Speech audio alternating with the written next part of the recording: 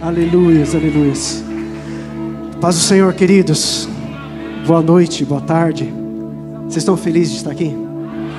Eu estou. Ainda mais diante dessa mesa, o que isso significa para nós. Amém? Você quer que Deus pode falar ao teu coração, sei lá, num período aí de 1 hora? E se for 40 minutos, Ele pode também? E se for meia hora? E se eu te falar em 15 minutos, pode ser? Porque Deus é bom, queridos, Deus nos ama. Eu prometo ser rápido, tá bom? Peço ajuda para a igreja, ajuda mesmo de coração, tá bom? Eu estava preparando a palavra lá, eu abro meu notebook, abri o Word e tá lá, e Deus vai me dando, eu vou escrevendo. Quando eu termino 6 páginas de ministração, eu falei assim, Deus, eu não vou lembrar de tudo isso. Daí eu falei assim para Deus, assim, eu vou levar meu notebook, eu vou seguindo lá. Ele falou assim, não. Você vai levar a Bíblia, você vai contar com o meu Espírito, você vai contar com o teu papelzinho, e você vai contar com a igreja. Então Deus colocou vocês nessa conta aí também. Sabe como vocês podem me ajudar? Dando glória a Deus, adorando a Jesus, e até prestando atenção no que eu estou falando. Teve uma ministração, um dia eu estava ministrando aqui. Daí quando eu cheguei em casa, eu tomei um puxão de orelha da minha esposa.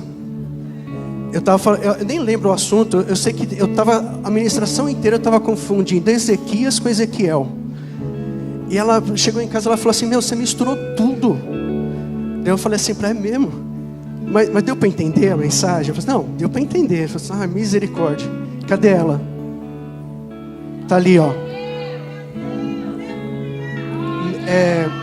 Mefibosete.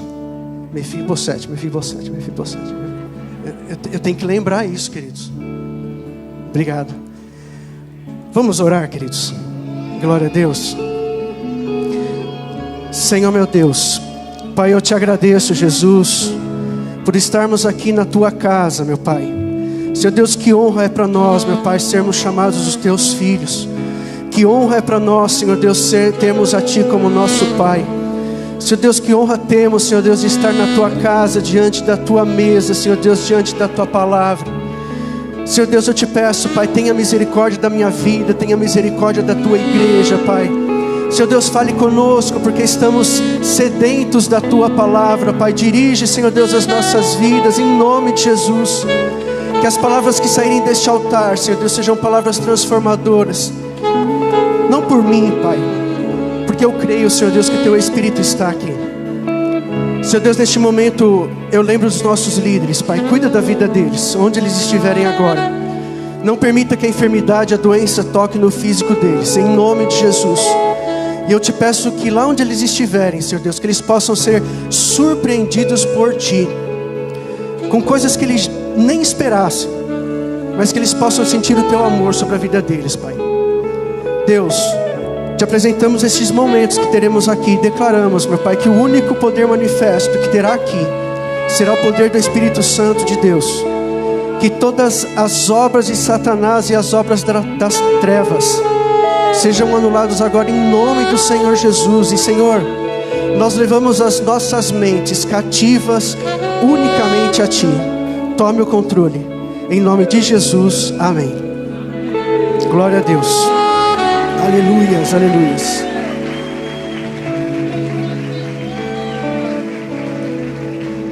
Queridos, aproveitando que a gente está em pé em honra à palavra de Deus, eu gostaria que vocês abrissem as suas Bíblias no livro de Números. Livro de Números, lá no começo da Bíblia. Um dos livros do Pentateuco, o livro de Moisés. Números capítulo 27.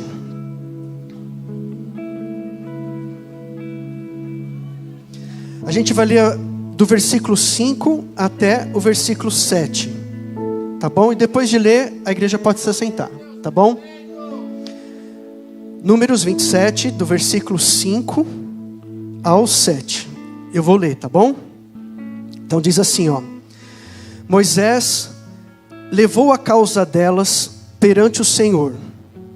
Então disse o Senhor a Moisés: as filhas de Zelofode falam o que é justo. Certamente lhes dará possessão de herança entre os irmãos de seu pai, e farás passar a elas a herança do seu pai. Eu vou repetir o finalzinho aqui. Diz assim, lhes dará possessão de herança entre os irmãos do seu pai, e farás passar a elas a herança do seu pai. Amém? Podeis assentar, queridos. Glória a Deus.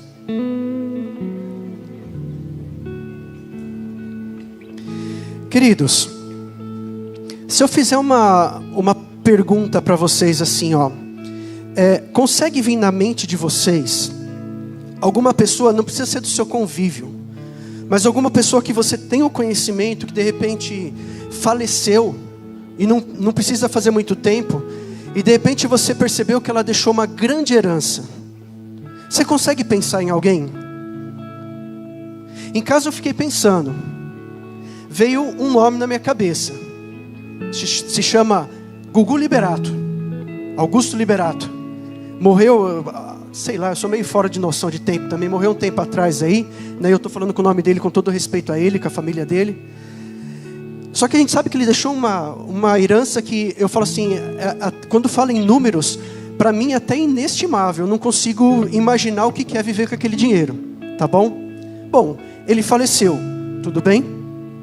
Eu pergunto para vocês aqui, algum de nós, ou eu ou vocês, a gente foi lá atrás de um advogado, atrás de alguma coisa, pleitear essa herança para nós?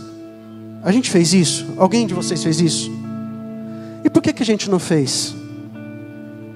Porque a gente não faz parte daquela família, a gente não faz parte daquela realidade, a gente não faz parte daquele contexto. A herança que me cabe e a herança que não me cabe. Então eu falo assim, nem descendente dele eu sou. Eu poderia até de repente, por alguma situação aí, tentar fazer parte da família dele. Sei lá, já pensou se ele me adota? Olha que beleza. Mas não sou descendente dele. E queridos, por que eu estou falando isso? Porque eu falo assim, para nós recebermos a herança de Deus, eu queria que você repetisse neste momento, diz assim, sou herdeiro. Guarda isso no teu coração. Tudo bem? Sou herdeiro. Eu falo assim, para eu ter a herança de Jesus, de Deus sobre a minha vida, necessariamente eu preciso fazer parte de um contexto. Então, o que acontece? Por conta disso, Jesus, ele precisou fazer algumas transformações em certas realidades, justamente para me levar a essa situação de ter direito a essa herança. Mas como assim, pastor? Eu falo assim, quando eu falo que Jesus precisou transformar algumas coisas, primeiro eu falo assim, o do próprio ministério dele foi um ministério baseado em transformações. Eu falo assim, como assim? Bom, o primeiro milagre dele já foi transformando água em vinho. Amém? Ele também transformou cegos em pessoas que enxergam. Ele transformou aleijados em pessoas que andam. Ele transformou a morte em vida. Ele transformou humanos que eram limitados no seu tempo de vida a pessoas eternas. Eu estou falando da vida eterna. Ele transformou homens normais como eu e você, ele transformou em apóstolos. Então eu falo assim, de novo, há necessidade de haver determinadas transformações, e a base do ministério de Jesus foi em cima de transformações, justamente para eu e você termos direito à herança. E queridos, quando eu falo de herança, pelo menos a primeira coisa que vem na minha cabeça, quando eu falo herança de Deus, eu lembro das promessas dele. A minha herança são as promessas de Deus. A sua herança são as promessas de Deus. Mas quando eu falo de promessa, sabe do que eu também lembro? De um povo. Sabe por quê? Porque eu falo assim, a maioria das promessas da Bíblia, elas foram liberadas no Antigo Testamento, em cima de um povo. E agora eu estou falando do povo de Israel. Quando a gente fala do Novo Testamento, houveram algumas promessas também, mas na verdade o Novo Testamento foram as concretizações das promessas liberadas no Antigo Testamento. E quando eu falo deste povo, queridos, eu falo assim, o que é um povo? Um povo é uma nação, a gente sabe, nação de Israel. E o que é uma nação? Uma nação, por exemplo, a gente pode falar que uma nação é uma organização. Você pode repetir essa palavra, só para ficar guardando no seu coração? Fala assim, ó, organização. Amém. O que é uma organização? Uma organização, por exemplo, é... onde eu trabalho, na empresa que eu trabalho, é uma organização. A escola é uma organização. A sociedade é uma organização. A sua família é uma organização. Presta atenção no que eu vou falar agora. A igreja física, ela é uma organização. Ela tem um CNPJ. Ela é uma organização. Tá bom? Só que eu falo assim, qual o problema de viver numa organização? Eu queria levar vocês, por exemplo, para assistir uma reunião de diretoria na minha empresa. Não na minha empresa, na empresa que eu trabalho, eu não sou dono dela. Eu vou falar, escandaliza. É gritaria, é um acusando o outro, é um querendo tirar proveito de situações, é um querendo culpar a vida do outro. É nesse nível aí. Eu falo assim, o problema de viver em uma organização é justamente isso. Sabe por quê? Porque uma organização, por exemplo, ela se divide em tribos. E quando ela se divide em tribos, ela busca proveitos próprios. E de repente essas tribos, elas até brigam e entram em conflito entre elas mesmas. E de repente essas tribos, por puro interesse, de repente elas voltam a se juntar. E eu estou falando, por exemplo, quando o rei Davi começou a reinar na tribo de Judá, o início do reinado dele foi na tribo de Judá. Ele começou a ser muito bem sucedido naquilo que ele fazia. Ele começou a vencer muitas guerras, ele começou a ser muito respeitado. Daí de repente as outras tribos que estavam separadas olharam para aquilo ali, falou assim, eu posso tirar proveito desse negócio aí. E foram atrás de Davi e falou para Davi assim, Davi, reina sobre nós. Pelo menos acho que a gente vai estar protegido. Mas essas mesmas tribos que se unificaram, também por interesse e por conflito, no finado do reinado de Salomão, que foi o filho dele, elas voltam a se separarem. E voltam a se separar em cima de uma rebelião. Então eu falo assim, olha, viver em organização, muitas vezes nos leva à rebelião. Mas que rebelião foi essa? Eu estou falando das 12 tribos de Israel, que de repente, depois do reinado de Salomão, se separam a tribo de Judá, a tribo de Benjamim, juntamente com os levitas, e formam o reino do sul. Acho que muitos já ouviram falar sobre isso. E as demais tribos, eles formam agora o reino do norte.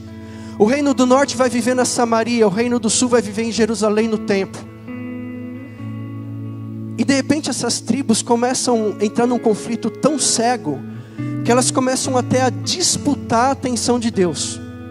E como havia um templo lá em Jerusalém, de repente aqueles que viviam em Samaria, e eu falo das 10 tribos que viviam em Samaria, também resolvem construir um templo ali no monte. E eles falam o seguinte, não, nós vamos adorar Deus aqui. Os outros falam assim, não, mas o lugar certo é lá. É por isso que, por exemplo, quando Jesus encontra aquela mulher samaritana, naquele poço de água, eles começam a conversar. Quando ela percebe que Jesus é um profeta, e ela declara isso, verdadeiramente tu és um profeta. Uma das primeiras coisas que ela pergunta a ela, que talvez era algo que incomodava muito o coração dela, porque provavelmente ela olhava e falava assim, como pode um povo, irmãos, brigarem tanto assim? E volta a falar, disputarem até a adoração a Deus. E essa mulher olha para Jesus e pergunta assim, me responda uma coisa. Os nossos pais dizem que o certo é adorar em Samaria, mas vocês dizem que o certo é adorar em Jerusalém. Qual que é o lugar certo? E de repente Jesus, ele dá uma resposta, fala assim, olha, Deus não procura por lugares, Deus procura por adoradores. E nessa declaração que Jesus dá para ela, Jesus já aponta para aquela transformação que ele já ia começar a fazer, justamente para nos inserir nessa conquista das nossas heranças em relação a Deus. Porque eu volto a falar, antes de Jesus não teríamos direito. Quando eu falo que as promessas foram feitas para aquele povo, eu pergunto para vocês aqui: alguém aqui tem a plena convicção que é um herdeiro de sangue do povo judeu? Eu não tenho essa convicção. Então, de certa forma, aquilo não serviria para mim. Mas quando Jesus veio e transformou essa realidade, Ele percebeu o seguinte, e Ele veio nesse contexto, o próprio povo dele dividido, quando Jesus veio na terra. E Ele olhou para aquilo e falou assim, eu imagino que Ele deve ter pensado: tratar esse pessoal como um povo não deu muito certo. Tratar esse povo como uma organização não deu muito certo. E de repente uma das transformações que Deus faz é justamente transformar a organização em um organismo.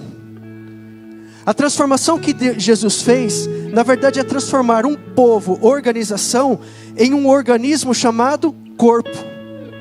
E quando a gente olha para o Novo Testamento, a maioria das vezes que Jesus menciona eu e você, Ele menciona como um corpo. Quando Jesus fala assim, eu vim aqui, vai haver as bodas, e nessas bodas Ele menciona uma pessoa. Ele menciona a noiva. E Ele fala da igreja como noiva. E o que é noiva, queridos? É uma pessoa, é um organismo. Então, de repente, queridos, eu já queria que você guardasse isso no seu coração. Para nós termos direito à herança de Deus, eu tenho que sair do contexto organização e entrar no contexto organismo. Eu preciso sair da organização e ser transformado num corpo, onde há uma única cabeça, uma única direção. E agora nós estamos falando de Jesus Cristo. Enquanto uma organização é separada em tribos, um corpo é unido em membros. Enquanto as tribos, elas buscam proveito próprio, interesses próprios, o corpo busca o interesse do nosso irmão. Não é à toa que a Bíblia nos ensina, queridos, que amemos os nossos irmãos como a nós mesmos. Inclusive, a Bíblia ensina a elevar o nosso irmão até acima de nós. Considere o seu irmão acima de você, mais importante do que você. Isso é ensinamento bíblico. Um corpo não se machuca, queridos. Às vezes me dói quando eu vejo irmãos de dentro da igreja machucando um ao outro, tristes um com o outro. Queridos, a gente tem que buscar unidade. E eu falo assim, um termômetro de saber se eu estou inserido nesse corpo ou não, sabe qual que é? É se você cuida ou não do seu irmão. Esse é o termômetro. Um outro termômetro, se você recebe as orientações da cabeça, que é Jesus Cristo, ou não. E quando eu falo de cuidar do seu irmão, queridos, a gente precisa ter consciência que, mesmo quando eu cuido do meu irmão, em detrimento de mim próprio, eu falo assim, eu sou fortalecido em Deus por conta disso.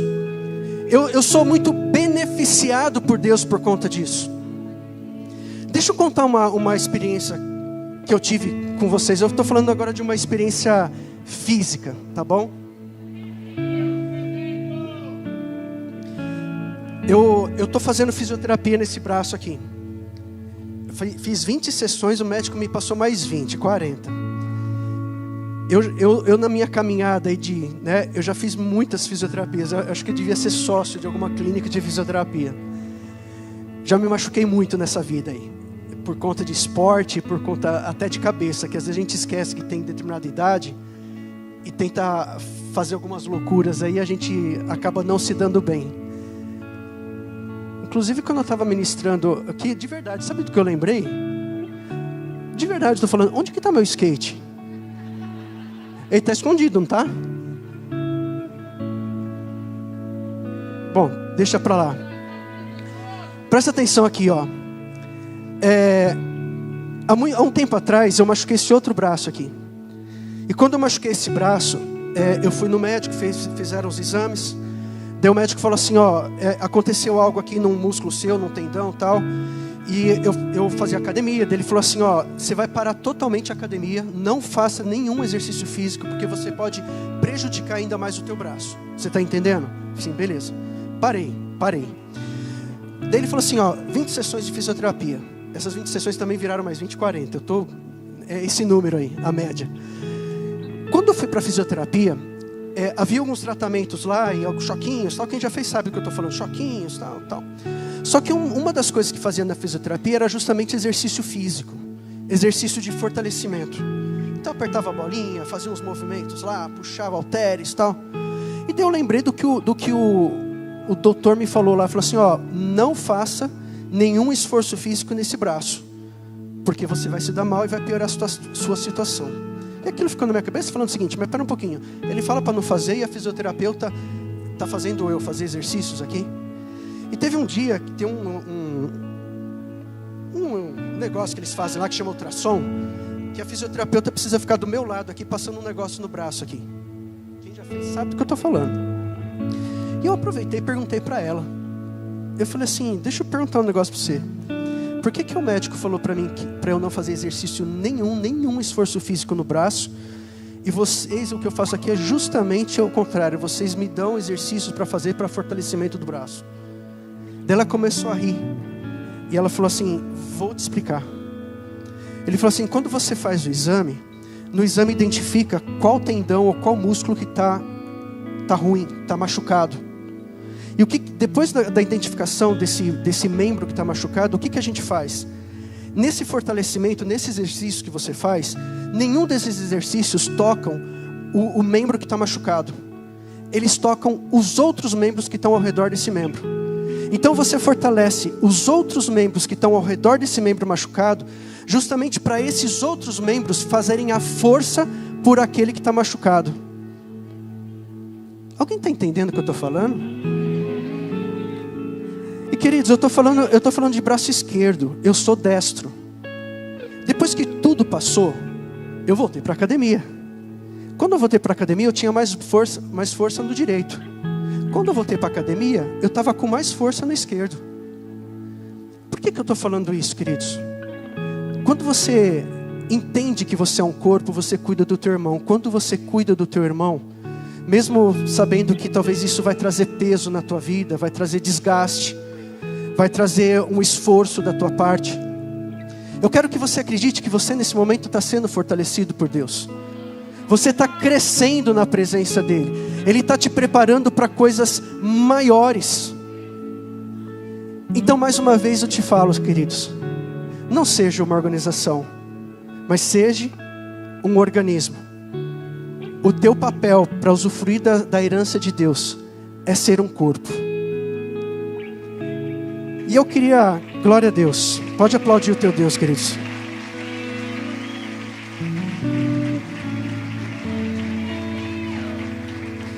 E eu queria falar de uma outra transformação que Jesus teve que fazer, justamente para nós termos acesso à herança dele. Talvez o que eu vou falar aqui, talvez vocês nunca ouviram na vida de vocês. Talvez seja a primeira vez. Que transformação é essa? É justamente a transformação de deixarmos de sermos criaturas e passarmos a ser filhos. Vocês já ouviram isso alguma vez? Já? Então eu vou pular esse item. Não vou. Sabe por que eu não vou? Porque eu falo assim, nessa transformação de Deus nos transformarmos de criaturas em filhos dele, e a partir daí termos o direito à herança, eu falo assim, talvez vocês não imaginam o esforço que Deus teve que fazer e Jesus teve que fazer justamente para trazer essa realidade para nós. Ao ponto, queridos, de até o próprio Deus e até o próprio Jesus terem necessidade de serem transformados. Pastor, está pintando uma heresiazinha aí? Deus ser transformado? A Bíblia fala que Deus é imutável, Ele não muda. E realmente Ele é imutável. No seu caráter, na sua essência, no teu poder. Ele é Deus em qualquer lugar, em qualquer momento do tempo. Ele sempre vai ser Deus. Mas querido, presta atenção. Vocês já ouviram falar da multiforme graça de Deus? Isso está lá se não me engano, em Gálatas. Multiforme graça de Deus. Sabe o que é a multiforme graça de Deus? É o seguinte: em alguns momentos esse Deus, Ele precisou se apresentar a nós como um cordeiro. Mas esse mesmo Deus que se apresentou como um cordeiro, Ele também se apresentou como um leão. Esse mesmo Deus que de repente, Ele se apresenta como uma oferta, e a gente está falando de primícias, e Jesus é a nossa primícia, é uma oferta. Ao mesmo tempo Ele se apresenta sendo a própria provisão. De repente Jesus transforma, por exemplo, a morte em vida, e Ele mesmo, né? De repente a gente fala assim, mas mataram Jesus Cristo. Não mataram Jesus Cristo não. Foi Ele que se entregou. Porque se Ele não quisesse, Ele não morria. Ele tinha o poder nas mãos dele. E Ele se entregou. E queridos, que transformação é essa que Deus faz? De repente Deus se transforma numa rocha, Deus se transforma num escudo, Deus se transforma em água. Essa é a multiforme graça de Deus. Mas de novo, por que eu estou falando isso? Que transformação é essa de me transformar de criatura para filho? Sabe por que Ele teve que se transformar? Porque no Antigo Testamento, esse Deus que eu estou falando para vocês, ele era relacionado com figuras humanas. A base dele era figuras humanas. Por isso que quando você olha para o Antigo Testamento, quando as pessoas mencionam a Deus, mencionam como? Deus de Abraão, de Jeová, de Jacó, de Isaac e de Jacó. Isso, está vendo? Vocês estão ligados. Então eu vou repetir. Deus de Abraão, Deus de Isaac e Deus de Jacó. Obrigado. E a base dele era essa base humana, essa relação com a humanidade. Só que de repente, quando entra no Novo Testamento, esse Deus não é mais um Deus reconhecido por pessoas importantes do Antigo Testamento. Agora esse Deus ele é transformado e Ele se apresenta agora como um pai. Então o Deus de Abraão, Isaac e Jacó, agora é um Deus pai. Porque Ele busca filhos. Vocês estão entendendo? E quando a gente fala de Jesus Cristo, presta atenção nisso, queridos. Olha o amor de Jesus. Quando a gente fala de Jesus Cristo, até a morte e ressurreição dele, Jesus era reconhecido por Deus e pela palavra de Deus como o unigênito, o único filho. Só que, queridos, a partir do momento que Jesus é ressuscitado, Ele se transforma de unigênito agora para primogênito. Por que isso, queridos? Porque o plano de Deus naquele momento era ganhar mais filhos. Era justamente, de novo eu falo, trazer a realidade da herança que Ele tinha para aquele povo, para as nossas vidas. E de repente aquele Jesus, sendo unigênito, agora é um primogênito, irmãos de muitos outros filhos. Mas daí a gente pergunta assim, mas nessa transformação Jesus foi rebaixado? Porque se a gente for pensar, queridos, até no natural, eu já vi casos de famílias que havia um filho biológico. Só que essa família foi lá e adotou outros filhos. Quem já viu isso? Eu já vi isso. Até na televisão tudo. E de repente a gente olha isso, é como se aquele filho de sangue, dá a impressão que talvez ele perdeu posição. Ele tinha tudo para ele, de repente ele tem que dividir. Daí eu pergunto para a igreja novamente, será que Jesus perdeu a posição dele, saindo de unigênito e sendo transformado em primogênito? E eu falo que não. Sabe por quê? Porque o trono continua sendo dele. A direita do Pai continua sendo dele.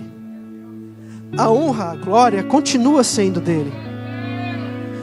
O nome que é poderoso, por mais que eu possa ser elevado ao nível de Jesus, o nome poderoso não é o meu nome, é o nome de Jesus. Então, na verdade, queridos, não é que Jesus foi rebaixado, nós fomos elevados à posição de sermos herdeiros. Mas tem um detalhe nessa história, não é assim tão somente herdeiros, mas é aquilo que a gente tem aprendido nessas últimas semanas.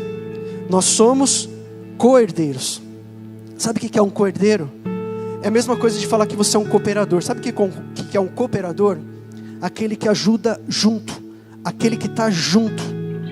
Então eu falo assim, para eu ter o meu acesso à herança, para eu ser realmente um herdeiro, eu necessariamente preciso de Jesus. Eu preciso estar do lado dele. Por isso que a Bíblia nos fala que nós somos um herdeiro. E queridos, quando a gente fala de novo da herança de Jesus sobre as nossas vidas, a gente fala de filiação. E eu falo assim, da mesma forma que a base do ministério de Jesus foi em cima de transformações de situações e realidades, Ele também espera que nós sejamos transformados. Eu vou repetir: transformados de organização em organismo, transformados de criaturas em filhos. Só que mesmo se tornando filhos, queridos, Deus ainda deseja que eu permaneça nesse processo de transformação. Porque sabe o que é o processo de transformação? É o processo de crescimento. E eu falo assim, Deus deseja que cresçamos. Sabe por que Deus deseja que cresçamos? Justamente para nós tomarmos posse dessa herança. Porque eu falo assim, se eu não tiver maturidade suficiente para saber lidar com essa herança não vem para minha mão. Eu falo isso até no natural. Eu falo assim, quando pais morrem e os filhos são de menores, o que a justiça faz? Ela coloca tutores para cuidar dessas crianças até chegar numa certa idade e supostamente de uma possível maturidade, aí sim transportar transportar essa herança para esses filhos. Então eu falo assim, Jesus quer que nós cresçamos. Eu falo assim, Deus, Ele é muito sábio. Ele conhece as nossas vidas. Ele sabe que até a herança dele, se a gente não souber tratar ela bem, zelar por ela, isso pode nos fazer mal. Presta atenção, queridos. Se eu falar assim, um remédio, ele faz bem ou mal para você? Depende da mão de quem ele está. Se ele estiver na mão de um adulto, de uma pessoa madura, provavelmente essa pessoa, ela vai estar seguindo uma orientação médica. Ou se aquele remédio não precisar de uma receita médica, ela vai ter a bula. E essa pessoa vai ler a bula lá e vai ver como que tem que usar aquilo lá. Isso é uma pessoa madura. Só que eu falo assim, mas por que o remédio pode nos fazer mal? Um tempo atrás eu fiquei ruim da tosse, e o médico me passou um xarope. Eu comprei esse xarope, era num vidro transparente, e o líquido dele era vermelho, bonito. Daí eu falei assim, esse negócio na mão de uma criança, ela vai pensar que é um iogurte, alguma coisa assim, vai virar tudo para dentro. E o bichinho ainda era gostoso. Vocês entendem isso, queridos? Então eu volto a falar assim, Deus pede para que sejamos transformados. E eu falo assim, diante do amor de Jesus, diante do amor de Deus, deles próprios, tomarem a forma daquilo que a gente necessita. E mais uma vez eu lembro das Escrituras, dessa forma, a multiforme graça de Deus. Lá em Malaquias, capítulo 10, fala a respeito do sol da justiça. Acho que muitos de vocês já leram. E uma vez eu li um comentário de um historiador. Eu achei muito bacana, porque isso não está na Bíblia. É um historiador que trouxe isso. E ele disse o seguinte. Ele falou assim, nesse momento que esse texto foi escrito, o povo de Israel, eles estavam cativos de um outro povo. E eles estavam passando necessidades porque eles eram escravos. E ao mesmo tempo que eles eram escravos, neste momento que eles estavam vivendo, era um momento de inverno. Então muito provavelmente eles estavam passando por fome, porque eles eram escravos. Muito provavelmente eles estavam passando frio. Daí, para agravar mais a situação ainda, este povo que estava afligindo o povo de Israel, era um povo que naquele tempo eles estavam em festa. Então o povo de Israel olhava tudo aquilo do que eles estavam passando e falava assim, eu estou passando frio, e ao mesmo tempo eu estou escravo, e aquele povo em festa que está me afligindo. E esse povo declarava assim, isso não é justo. E de repente Deus faz a declaração para eles através do profeta Malaquias. E diz assim, ei, fiquem tranquilos. Vocês estão sentindo frio? Vocês estão passando por momentos de injustiça? Fiquem tranquilos, eu vou aquecer vocês, eu vou trazer justiça para vocês. Eu sou o sol da justiça. Então, queridos, eu falo assim, diante de tudo isso que Deus faz, às vezes eu vou ser sincero no meu coração, às vezes eu fico inconformado com a recusa de algumas pessoas de serem transformadas. Elas querem viver dentro de um organismo, que é a igreja, que é a noiva, só que elas se recusam a serem transformadas. Elas procuram por aquele evangelho adaptativo, aquele evangelho que se adapta a ela. Ou então mesmo que ela aceite aquele evangelho de confronto, mas eu volto a falar assim, ela se recusa a crescer. São pessoas que vivem por anos dentro da igreja como bebês. Eu falo assim, quando você anda por aí, você enxerga você já viu algum adulto, sei lá, tomando uma madeira? E se você vê, você não vai falar assim, esse negócio aí, acho que tem alguma coisa estranha aí. Ou porque é um problema mental, ou é alguma aberração. Queridos, mas cristãos que não crescem, que não buscam a sua transformação, é como adultos que tomam uma madeira. E Deus fala que a nossa vida espiritual, ela tem fases. Realmente houve aquela fase que eu precisava do leite materno, o leite espiritual de Deus. Mas agora Deus fala assim, só que chegou o momento de comidas sólidas. Cresçam. Não deem trabalho. E eu falo assim, de novo, lembra quando eu falei para vocês que um organismo é formado por membros? E o termômetro disso, de que você faz parte do organismo, é quando você cuida de um outro membro. Eu falo assim, queridos, aqui tem um outro termômetro para a tua vida. Sabe quando você sabe que cresceu? Em Deus, é quando você está apto a cuidar de uma outra vida. Porque criança não cuida de outra criança, mas uma pessoa experiente cuida de outra criança. Eu falo assim, quantas pessoas se convertem aqui na nossa igreja? E quantas pessoas deixam a nossa igreja? Porque muitas vezes não temos pessoas maduras, aptas a cuidar delas. Por mais que nós líderes, as pessoas aí, nos esforcemos, mas acaba escapando. Porque precisamos de pessoas maduras. Amém, queridos?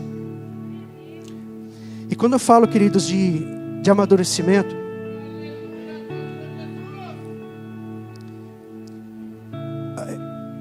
eu falo de pessoas experientes. E quando eu falo de pessoas experientes, a palavra de experientes vem da palavra experiência.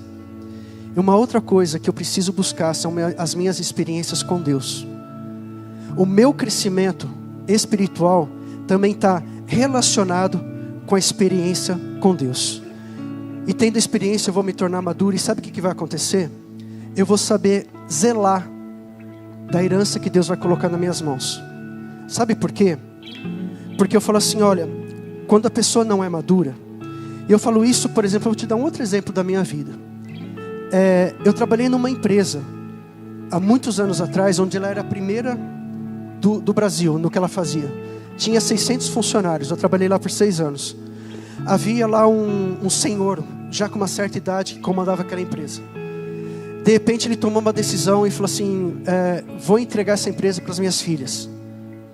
Eu estou falando do fato, mas nada a ver que a mulher ou homem, isso não vem ao caso. Mas ele entregou essa empresa para essas filhas novas. Quando eu saí de lá, de 600 funcionários, eu saí de lá com 300 funcionários. Depois de um mês que eu saí de lá, isso é um testemunho da minha vida, porque eu saí de lá, depois de um mês essa empresa faliu. Sabe por quê? Porque eles não estavam maduros o suficiente para zelar da herança que Deus, da herança que aquele pai colocou sobre a responsabilidade deles.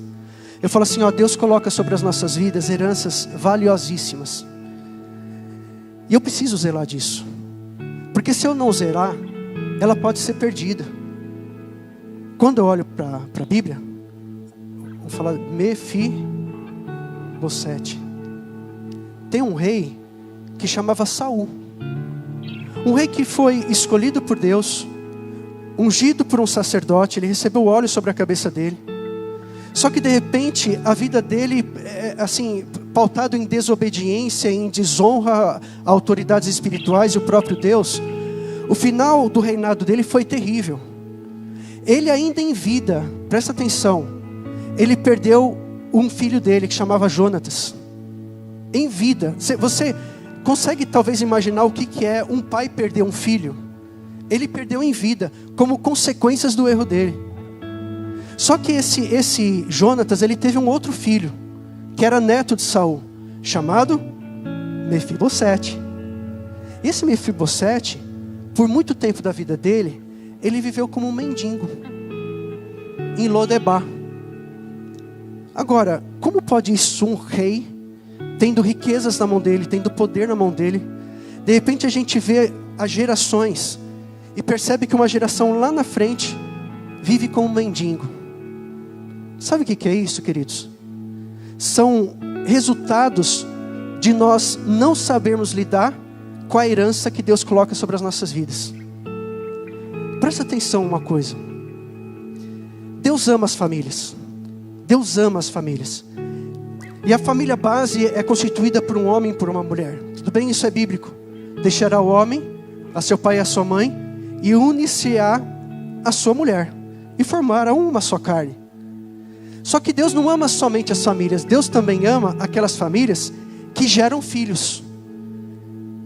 Filhos espirituais ou filhos naturais, mas Deus ama isso. E Deus ama também, sabe o quê? Aquelas famílias que transferem a herança que Ele coloca sobre a vida deles para a sua descendência.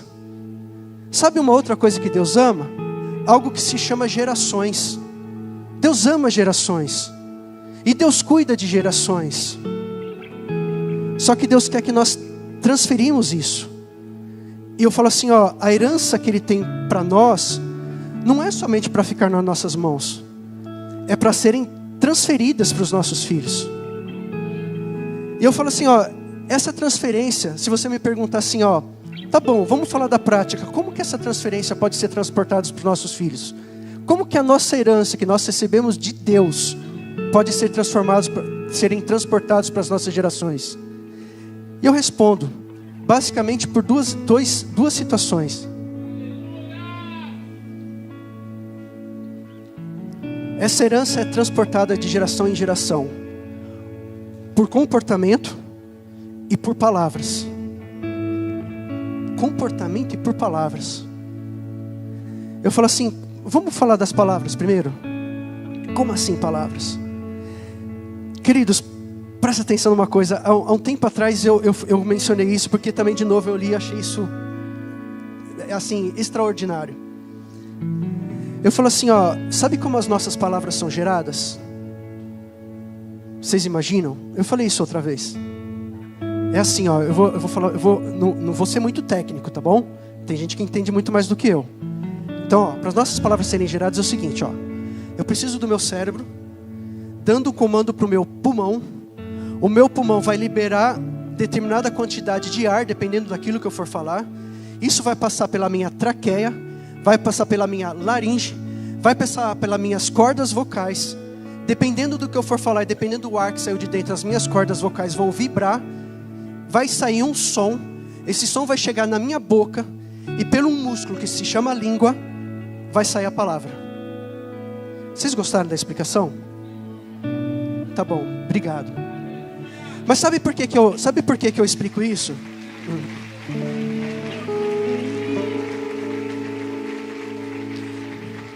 O especial vai vir agora, tá bom? Agora que eu quero que você glorifique a Deus. Eu falo assim, sabe por que eu expliquei tudo isso? Porque a ciência explica tudo isso. Não sou eu que estou explicando, é a ciência que explica. Só que eu achei isso extraordinário, sabe por quê? Porque a ciência explica desde esse processo que eu falei para vocês. E olha que sistema extraordinário isso que eu falei. Sabe quem criou isso? Foi Deus. Eu estou falando somente de um sistema de gerar palavras. Foi Deus que criou isso. Mas eu falo assim, quem explica isso é a ciência. Mas a ciência explica até a palavra chegar aqui. Presta atenção. Daqui para fora, a ciência não explica mais. Sabe por quê? Porque as nossas palavras são espirituais. Queridos, presta atenção. Se eu estiver falando aqui, enquanto eu estiver falando, eu colocar algum de vocês aqui do meu lado e dar a seguinte instrução, enquanto eu estiver falando, você tem que pegar alguma palavra minha. Essa pessoa enquanto estiver falando, ela vai ficar assim, Ela vai pegar alguma coisa? Porque é espiritual. Presta atenção. A gente sabe que nós temos dois reinos. reino de Deus e o reino das trevas. E eu falo assim, ó, esses dois reinos é como se eles ficassem aguardando aquilo que sair da tua boca. E dependendo do que sair da tua boca, quem vai assumir essas palavras serão um desses dois reinos, ou o reino de Deus ou o reino das trevas. E qual que é a função desses dois reinos? É fazer cumprir aquilo que sair da tua boca. Então, se eu lançar uma palavra de maldição, quem pega? O reino das trevas. E ele vai fazer cumprir aquilo lá. Não que ele vai fazer cumprir porque o poder, né, isso é muito, né, o poder de Deus é muito maior, mas todo o esforço desse reino das trevas vai fazer com que aquela sua palavra de maldição se cumpra. Por isso me dói, queridos, e quando eu falo de transportar herança para os nossos filhos, me dói realmente quando saem aquelas palavras de maldição em relação à nossa geração. E eu falo me dói porque eu já ouvi coisas de olhar para o filho e falar assim, esse filho nunca vai arrumar um emprego, esse filho nunca vai conseguir nada na vida, esse filho nunca vai ser feliz no casamento dele. E queridos, em vez de maldição, o que tem que sair da nossa boca? Bênção. E eu falo assim, quando nós declaramos bênçãos da nossa boca sobre a vida de outras pessoas, qual dos dois reinos que recolhe essas palavras? O reino de Deus. Nós estamos falando dos anjos e de tudo aquilo que tem nas mãos dele. E esse reino de Deus, ele vai fazer de tudo para cumprir esta bênção que você declarou sobre a tua vida. Tá bom, mas o que isso tem a ver com herança? Então eu vou repetir. As heranças também são transferidas por palavras. Presta atenção numa coisa. Abraão, Isaac e Jacó. Jacó. Aquele que foi chamado de Israel. Ele estava no final da vida dele. Ele já tinha percebido isso. Eu estou para morrer. E uma das coisas que os pais faziam naquela época era chamar os seus filhos e abençoar os seus filhos. E ele fez isso. Só que quando ele chegou em José, que era um dos filhos dele, e quando a gente fala dos filhos de Jacó, a gente lembra de quem? Das 12 tribos. Né? Isso é Bíblia, das 12 tribos.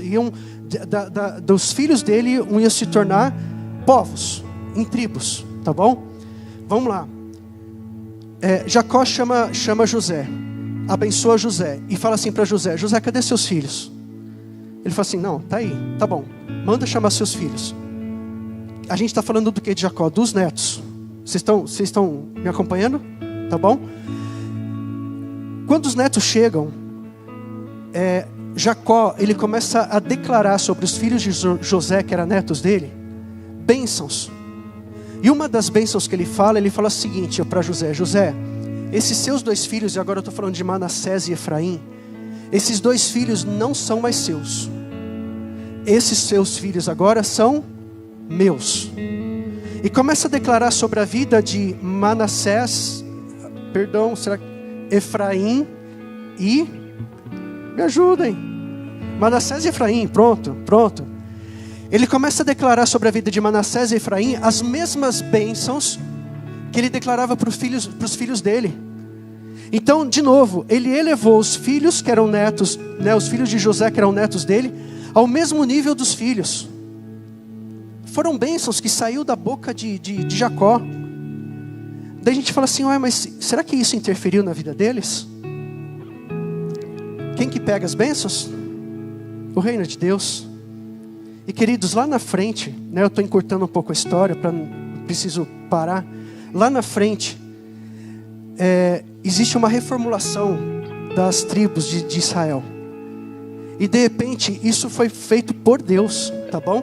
Em cima de uma declaração feita por Jacó, sobre a família dele. E o que acontece? Deus separa os levitas, a tribo de Levi, e não dá a possessão de terra para eles. Separa eles e fala o seguinte: vocês vão cuidar do templo, vocês não vão ter a herança física, vocês não vão ser mais uma tribo, vocês vão ser os levitas que cuidam do templo. E no lugar de José, entra Manassés e Efraim. Por isso que depois de um tempo, quando fala das 12 tribos de Israel, se menciona Manassés e Efraim. Eles se tornam um povo. de repente que eram os netos de Jacó. Então eu falo assim, será que a palavra que sai da nossa boca, principalmente nós como filhos de Deus, tem poder? E por isso eu te falo, queridos, cuidado com o que sai da tua boca. Eu vou repetir, tem 2 reinos esperando. Declare bênção sobre a tua família. Declare bênção sobre a tua casa. Presta atenção numa coisa que eu vou falar de novo da minha vida.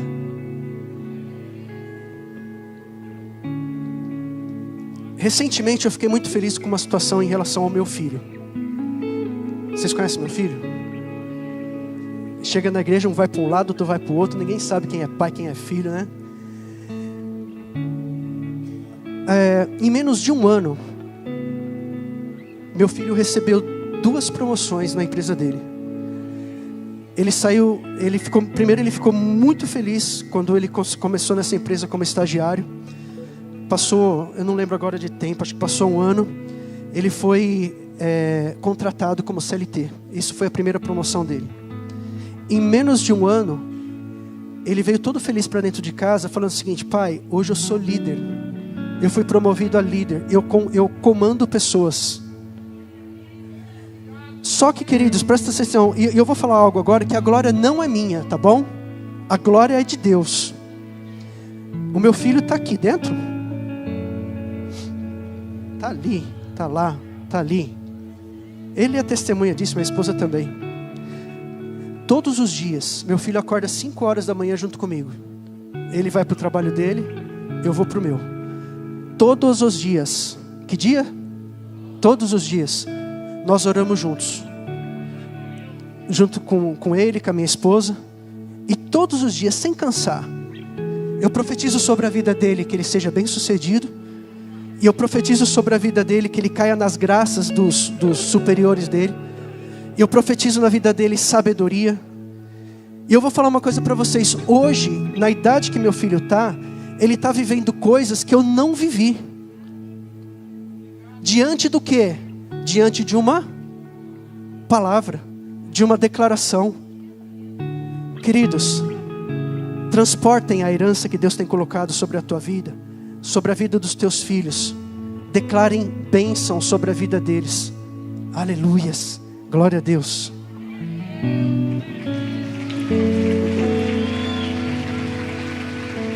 Aleluias.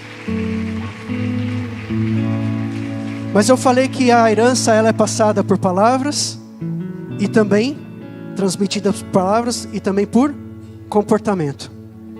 Então de novo eu falo, nós falamos da vida do rei Saul rapidamente. E pelo comportamento dele a herança foi perdida. Eu preciso tratar a herança que Deus tem colocado sobre a minha vida com zelo. Então tudo aquilo que eu faço diante daquilo que Deus tem trazido sobre as minhas vidas, da minha vida, eu transfiro isso como herança para as minhas próximas gerações. Eu não vou falar da Bíblia agora não, eu vou falar de novo da minha vida. Talvez Deus me pediu para trazer testemunhos hoje aqui. Um tempo atrás, alguns anos atrás, eu vou tentar ser muito rápido, tá bom? Para não cansar vocês também. Meu irmão, ele pegou a família dele e viajou para o interior de São Paulo. E ele fez questão de passar por algumas cidades onde meus pais moraram. Uma dessas cidades foi Araçatuba. E lá em Araçatuba tem uma igreja, a primeira igreja batista de Araçatuba. Que foram na época que meus pais eram jovens que essa igreja foi construída.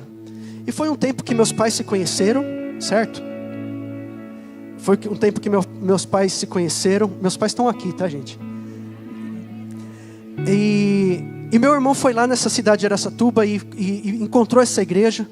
E por conta de trazer muitas lembranças, né, para os meus pais, principalmente também para o meu pai, o meu irmão conversou com o pastor lá, não era dia de culto, e ele conseguiu entrar dentro dessa igreja e pediu assim: eu posso filmar essa igreja? E contou a história. Eu preciso falar para o meu pai foi das pessoas que frequentam essa igreja e tal. Ele deixou. Meu irmão filmou aquilo lá, daí de repente, quando ele já tinha voltado, num dia que a gente estava em casa todos reunidos, né, num churrasco e tal, a gente já tinha comido, meu irmão falou assim: eu vou colocar aquela fita para o pai ver. Ah, tá bom. Daí a gente sentou todo mundo e não falou nada para o meu pai. Sentamos lá e começou a passar aquela fita sem falar absolutamente nada e sem dizer o que aquela fita tinha. E meu pai começou a assistir aquilo e eu acho que ele conseguiu identificar o que era. O meu pai, ele é meio parecido comigo. Não, quer dizer, eu sou parecido com ele, né? Porque ele veio antes de mim, né? Eu tenho uma característica que ele também tem, que nós somos muito devagar em reagir em alguma situação.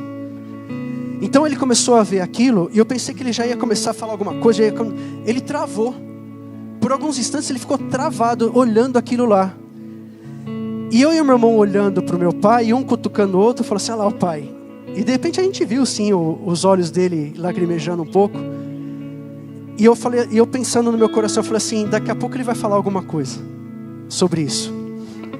E eu vou falar para você, a expectativa que eu tinha era dele falar assim: essa igreja foi importante para mim porque eu passei a juventude lá. Essa igreja foi importante para mim porque quando comecei o relacionamento com a tua mãe. Eu pensei que ele ia falar algo desse tipo. Quando meu pai abriu a boca, sabe a primeira coisa? E eu sou filho mais velho, eu estava do lado dele. Eu não sei se meu pai vai lembrar disso.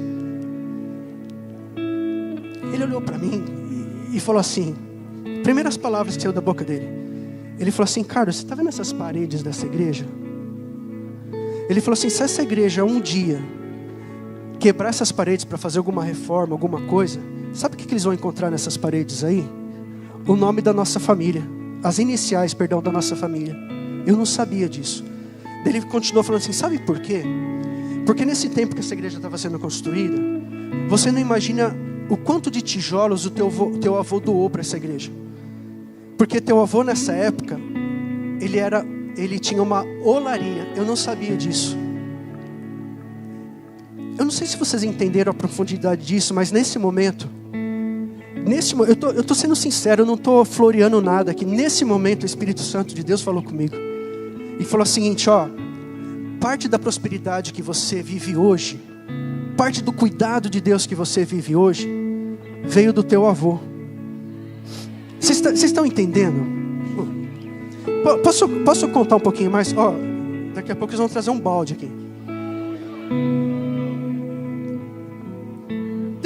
Me permite contar outra coisa, só para vocês entenderem. Eu também tenho, isso aí eu contei do meu avô paterno.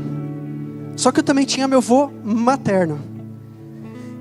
E eu tinha também a minha avó materna. E quando eu era criança, em casa nós éramos em 3 filhos, 3 crianças, eu era o mais velho. Hoje, na época a gente não percebia isso, para mim era uma festa, isso que eu vou contar para vocês. Mas tadinho, eu ficava com dó da minha mãe, porque sabe aquela história, minha mãe trabalhava fora, sabe aquela história de 3 filhos, crianças, pegarem férias tudo ao mesmo tempo? E o cabelo da mãe ficar em pé assim, Então, daí que acontece? Eu achava o máximo isso. Com 6 anos de idade, eu ia para o interior, nas minhas férias, eu ia para o interior com meu avô. Meu avô vinha para São Paulo, ele tinha uma livraria evangélica na casa dele, ele vinha para comprar os livros e me levava junto. 6 anos de idade. E com 6 anos de idade, eu acompanhava meu avô. Por onde ele ia, eu ia atrás.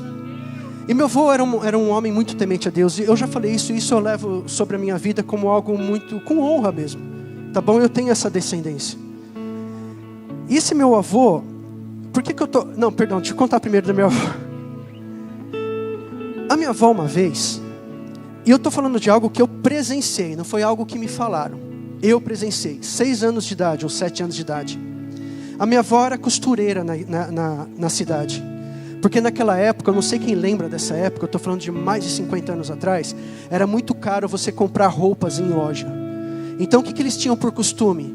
Comprar tecidos em lojas de tecido e levar para uma costureira. Tudo bem? A minha avó era uma costureira. Daí, queridos, eu falo o seguinte, eu não tô ali, né, no nível alto, mas eu creio que eu sou temente a Deus. Pelo menos eu busco ser temente a Deus. Nas minhas decisões, no meu caminhar, né? De ficar longe do pecado, de ficar longe de situações embaraçosas. Então, guarde isso no teu coração, temor a Deus. Daí, de repente, toca lá na casa dos meus avós, um homem, bate palma e tal, fala assim, eu queria fazer 2 bermudas, eu trouxe 2 panos aqui, queria fazer 2 bermudas. Minha avó coloca ele para dentro, eu acompanho ela, uma criança de 7 anos, estou lá na sala dela, eles começam a conversar, a minha avó pega a fita métrica, começa a tirar as medidas dele, pergunta como é que ele quer as bermudas e tal, daí ele faz o seguinte comentário, presta atenção, ele fala assim, Sabe como chamava minha avó? Minha avó era espanhola, ela chamava Encarnação. Encarnación, em espanhol.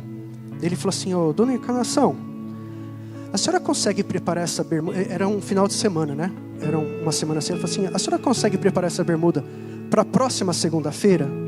Sabe por quê? Porque na terça e na quarta era tempo de carnaval, tá bom? Ele falou assim, ó, porque na terça e na quarta eu tenho 2 bailes de carnaval e eu queria usar essas bermudas. Sabe o que minha avó fez?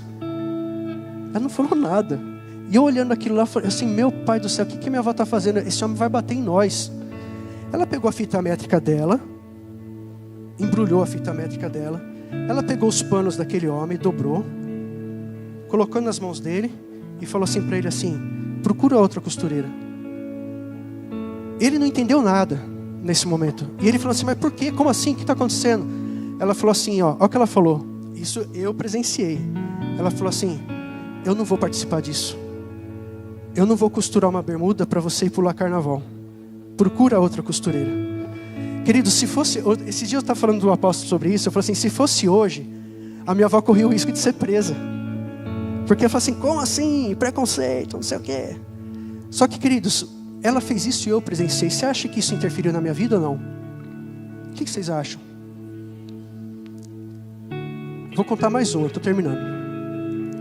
Mais uma. O meu avô era um homem que cuidava muito da igreja. Ele cuidava daquela igreja como se fosse dele. E não, quando eu uso essa expressão como se fosse dele, não era assim, ele mandava na igreja. É como se fosse dele em relação ao zelo. O meu avô, ele tinha a chave da igreja. Eu como criança, eu achava isso o máximo. Porque eu olhava, não estou falando de espiritual isso, eu estou falando por causa da chave. Porque eu falo assim, uau, o meu avô tem a chave da igreja. Ninguém entra naquela igreja se meu avô não estiver lá. E quando a gente ia para a igreja logo de manhãzinha, no domingo de manhãzinha, meu avô sempre tentava ir mais cedo, né? Ele estava com a chave da igreja, mas às vezes tinha alguns membros que iam antes dele. E estava lá esperando, eu olhava assim e falava assim, vocês não vão entrar, a chave está com meu avô. E queridos, ele abria, fechava a igreja, cuidava daquela igreja, meu avô era marceneiro. E eu também acompanhava ele nisso. E de repente, às vezes eu via meu avô sempre fazia as mesmas coisas, né, os banquinhos e tal. Só que de repente meu avô estava fazendo uma peça meio diferente, eu chegava para ele e falava assim, vô, o que é isso daí que o senhor está fazendo?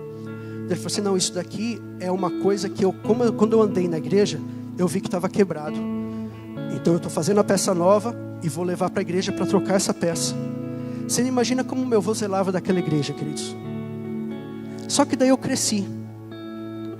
Guarda isso, meu avô tinha a chave da igreja. Daí eu cresci, casei e vim parar na Aliança da Paz, há 20 anos atrás. Lá no outro endereço, lá embaixo. E de repente, lá embaixo nós passamos a ser aspirantes de diácono. Depois nós passamos a ser diácono, eu estou falando de mim e da minha esposa. E daí quando a gente estava debaixo da liderança do pastor Sandro e a pastora Sheila. Aliás, aqui quando eu olho para ali, queridos, eu passei na mão de quase todo mundo ali. Até de pastores que não estão mais aqui na igreja. Espero ter sido um bom liderado. Senhor.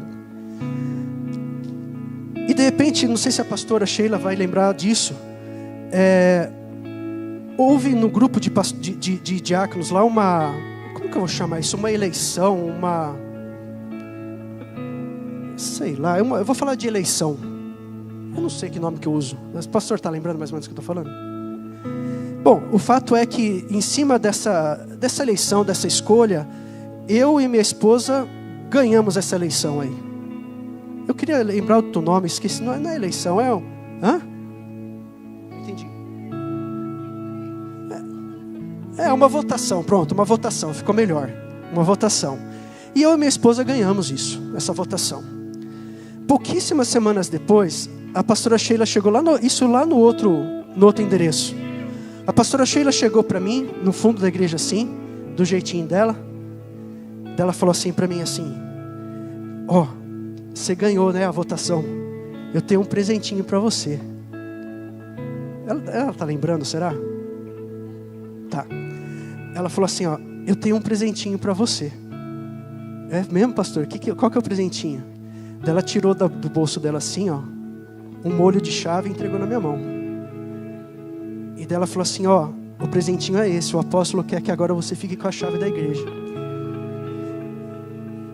Daí eu vou falar uma coisa para vocês, mas o que isso tem a ver com o que você está falando? Com tudo que você falou do teu avô?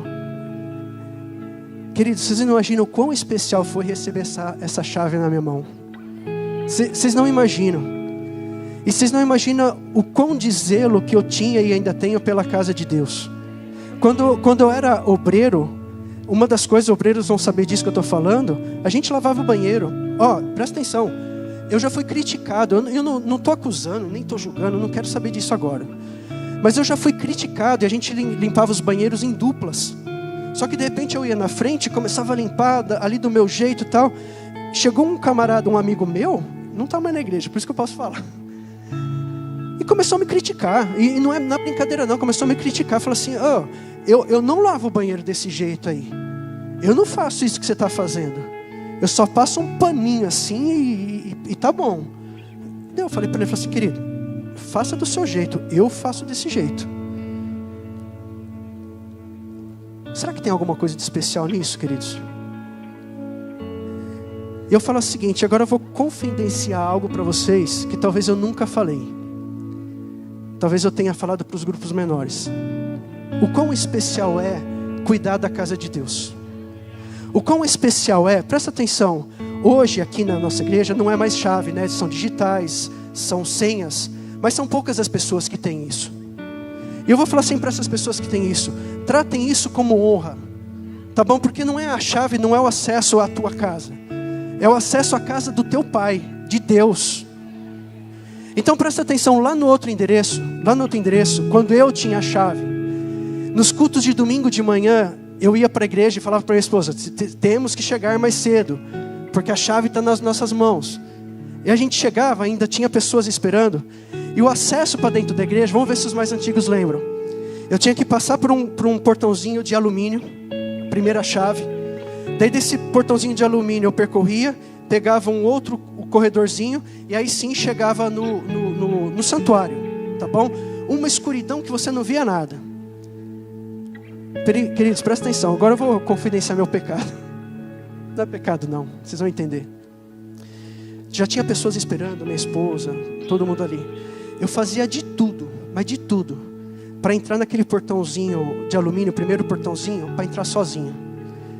Eu não sei quem vai lembrar dessa época, minha esposa, mas eu entrava pelo portãozinho, virava, trancava o portãozinho, entrava no corredor, e as pessoas iam lá para outro espaço, onde eles chegavam num portãozão grandão. Eles ficavam do lado de fora, esperando que o portãozão grandão fosse aberto. Então vamos lá, vou repetir. Eu entrava pelo portãozinho, virava, trancava o portãozinho, não deixava ninguém entrar, com educação, tá bom? Saía pelo corredorzinho e chegava no santuário, tudo escuro. Eu chegava lá dentro, sabe o que eu fazia às vezes? Eu falava assim, Deus, o Senhor está aqui? Sabe o que acontecia? Eu não estou inventando, queridos. Isso é só para quem acredita. O meu corpo arrepiava. E eu sozinho, lá dentro daquele santuário, tudo escuro. E muitas vezes eu travava naquilo. Sabe o que acontecia? As pessoas lá do lado de fora do portãozão começavam a bater assim, ó. Oh, abre aqui. E eu não queria sair daquela presença, queridos. Por isso eu vou repetir mais uma vez, queridos. Quem tiver acesso à casa de Deus, trata isso com honra. Eu estou falando dos obreiros, evangelistas, pastores. Trata isso com honra. Só que, queridos, eu falo o seguinte, tudo isso foi transferido para a minha vida. Por gerações, porque meus avós foram tementes a Deus. Mas eu falo assim, tá, mas por que você não fala dos seus pais? Porque os meus pais, queridos, souberam zelar dessa herança dos meus avós, que passaram para as mãos dele, e eles passaram para os filhos deles. Ele tem 3 filhos, eles têm 3 filhos. Um é pastor, um é ministro de música, e tem a minha irmã que está lá num outro estado, mas ela também é cristã. E eu falo assim, não sei se eles, imagino que eles têm isso como honra, mas nunca nenhum dos filhos deles se desviaram dos caminhos do Senhor. Então eu falo o seguinte, Queridos, primeiro, não seja uma organização, seja um organismo, seja o corpo de Cristo. Não seja criaturas, e daqui a pouco a gente vai fazer um apelo aqui. Se você ainda não entregou sua vida para Jesus, vai chegar a tua hora. Mas seja realmente um corpo que cuida dos teus irmãos que estão aí. E queridos, saibam zelar da herança de Deus que Deus colocou sobre a tua vida, e transfira isso para as suas gerações. Pastor, eu estou terminando, tá bom? De verdade mesmo. Pastor, mas o texto que o senhor leu lá no começo, lá, que até agora não entendi do que aquele texto tem a ver com tudo isso que você falou. Eu fiz de propósito mesmo, para vocês ficarem ligados. E quando a gente volta para esse texto, e agora que eu vou começar a ministrar, eu acho que isso é o sonho de todo pregador. É a primeira vez que eu falo isso. É o sonho de todo pregador falar isso. Agora que eu vou começar a ministrar. Não, eu vou ser muito rápido. Nesse Números capítulo 27, eu vou falar bem rapidinho. Conta a história de 5 filhas de Zelofeade. Depois você lê com mais calma lá. E o que acontece? Um contexto rapidinho aqui, ó. O povo já tinha sido liberto do Egito, já tinha passado os 40 anos no deserto. Moisés ainda estava vivo, mas eles estavam próximos, muito próximos de chegarem e conseguirem Canaã. Mas muito próximo. Nisso Deus orienta a Moisés a fazer um censo, justamente para organizar aquele povo, para tentar separar as terras, né? Dividir as terras entre os povos, entre aquelas pessoas que estavam ali, o povo de Deus. E nesse censo, queridos, a gente sabe que naquele tempo não eram contadas as mulheres. E nesse censo eles começam a ir lá para a genealogia, e começam lá nos filhos de Jacó, e começam a trazer toda a genealogia para saber quanto tem de Efraim, quanto tem de Manassés, quanto tem dessa outra tribo aqui, quanto tem. E nisso Deus começou a orientar Moisés a dividir as terras. E falou assim, para as tribos maiores, você separa aquela parte maior. Para as tribos menores, você separa essa terra menor. Em cima de um censo. Enquanto estava acontecendo o censo, essas meninas, elas não estavam muito compreendendo o que estava acontecendo. Tá bom? Então elas estavam tranquilas. Mas por que eu estou falando isso? Zelofeade não teve filhos. Só teve filhas. Que são essas 5 aqui desse texto, desse capítulo. E por conta disso, nesse censo, elas não foram contadas, porque só contava a linhagem masculina, dos homens. Por isso que tinha uma grande desejo de todo casal ter pelo menos um filho homem, justamente para manter a hereditariedade. Só que depois do censo, quando Moisés, junto com Josué, começa a separar as terras e fala assim, isso daqui é para aquele, isso daqui é para aquele, para aquele. Elas começam a perceber aquilo lá e falam assim, e nós? E daí elas começam a conversar com algumas pessoas e começam a falar da lei sobre elas. E falam assim, é o seguinte, o que resta para vocês é viverem de favor. Em algum lugar, alguém que queira acolher vocês aí, vocês vão lá e vivem. Mas vocês não vão ter possessão. Vocês não vão ter terra. Elas olharam para tudo aquilo e falaram assim, espera um pouquinho, tem alguma coisa errada aí. E queridos, sabe naquela divisão de terras? Quando a gente olha para os nossos irmãos e de repente o irmão dá um testemunho aqui, que ele recebeu uma bênção, o outro recebeu uma bênção ali, o outro recebeu uma outra bênção ali. E de repente a gente olha e fala assim, e a nossa?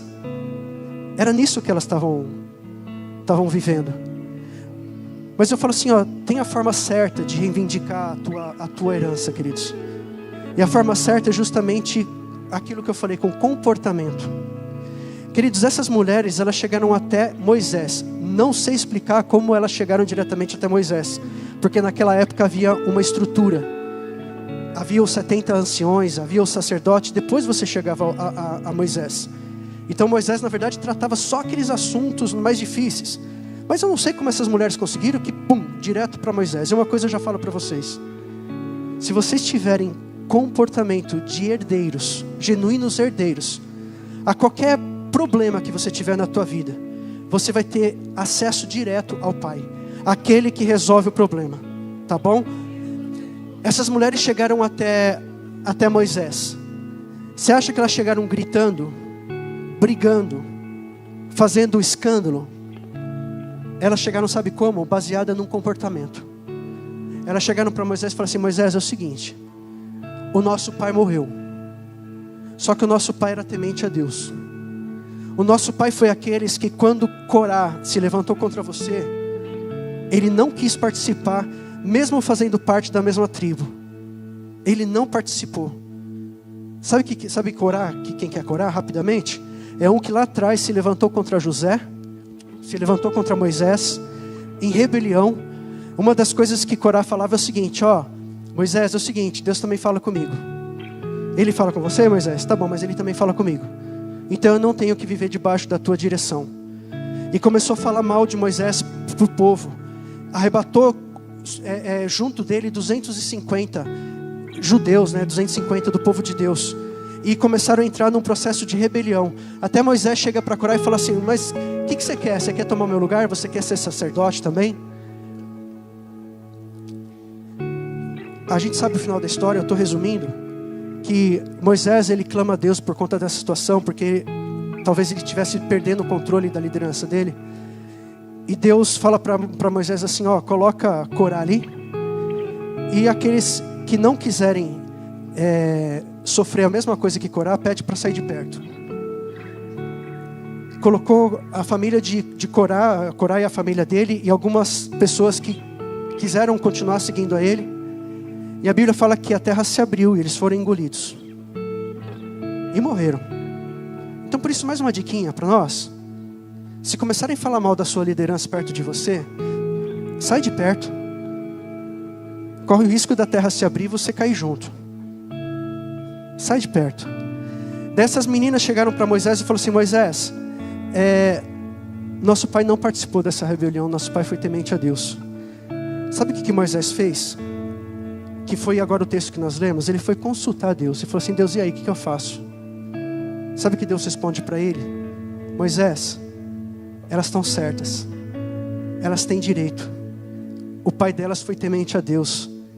Dá terra para elas. Queridos, você quer ter a herança de Deus nas suas mãos? É comportamento. Sejam verdadeiros herdeiros de Deus. Não participem de organizações, porque quando você está numa igreja, em cima de uma organização, você não cria raízes. A qualquer situação que te desagrade, você sai daqui e vai para outro lugar. Mas quando você faz parte do corpo, você cria raízes. Queridos, o que Deus tem para nós são coisas extraordinárias. E eu falo o seguinte: busque crescimento em Deus, para que você tenha capacidade e zelo suficiente para cuidar disso e fazer que isso até transborde na sua vida para tocar a vida dos teus filhos. Amém? Deus tem muito para vocês. Glória a Deus.